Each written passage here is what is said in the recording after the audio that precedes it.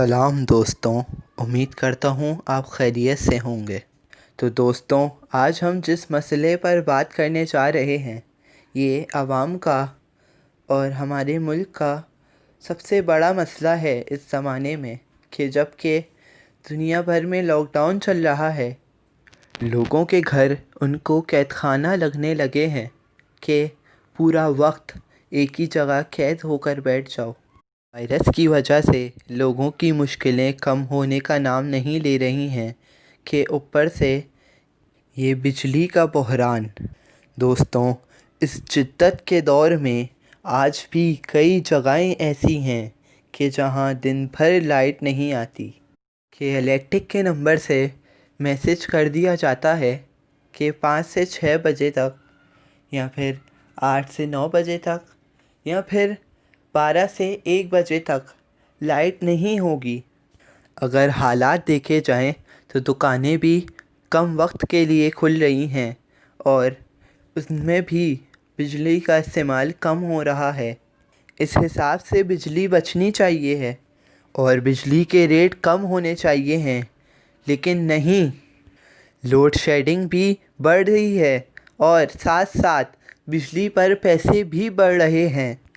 चलो, अगर ये बात मान भी ली जाए कि पाकिस्तान का शुमार एक नाक़िस ममालिक में किया जाता है, इस वजह से पाकिस्तान को बिजली के मामले में भी मुश्किलात से गुज़रना पड़ रहा है और आवाम भी ये बर्दाश्त कर रही है, लेकिन उसके ऊपर से कम बिजली के रेट तो ना बढ़ाए जाएं। इस आलम में कि लोग बेरोज़गार घरों में बैठे हैं, कई लोगों की नौकरियां जा चुकी हैं, कई कारोबार बंद हो चुके हैं, गुर्बत का आलम चल रहा है। यहाँ तक कि ये कहा जा रहा है कि पूरी दुनिया 20 साल पीछे चली गई है। कई लोगों के पास खाने और पीने और ज़रूरियात ज़िंदगी पूरी करने तक के पैसे ना हैं और ऊपर से बिजली के रेट बढ़ाए जा रहे हैं। तो मेरे दोस्तों, आप ख़ुद बताइए कि एक आम आदमी, एक मिडिल क्लास से ताल्लुक़ रखने वाला आदमी या फिर एक लोअर क्लास बंदा कहाँ से ये सब अफोर्ड कर पाएगा। जो मज़दूर ठेके पर काम करके दिन के 500 रुपये कमाता है, जिससे रात को वो अपने बच्चों के लिए खाने की चीज़ लेकर जाता है, वो कहाँ से ये सब अफोर्ड कर सकता है। और उसके बाद भी बिल लग के आना तो अब आम सी बात हो गई है। कभी कहीं तो कभी किसी के यहाँ 50,000, 80,000, 1 लाख या फिर उससे भी ज़्यादा बिल आ जाते हैं। तो ये सब बिल लोग कहाँ से अदा करें कि जबकि लोगों की नौकरियां तक जा चुकी हैं।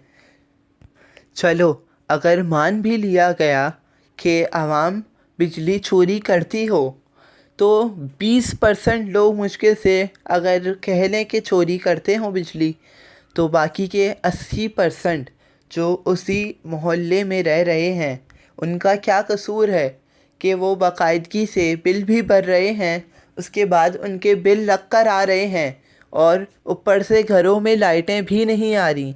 क्या फ़ायदा ऐसे जीने का?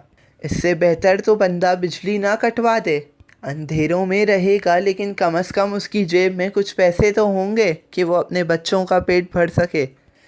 फिर इसके बाद, इस सब के बाद क्यों ना बढ़े क्राइम रेट। कहा जाता है कि क्राइम रेट दिन ब दिन बढ़ते चले जा रहे हैं, कभी कहीं चोरी तो कहीं डकैती। क्यों ना बढ़े ये क्राइम रेट? लोग कहाँ से पूरा डालें अपना।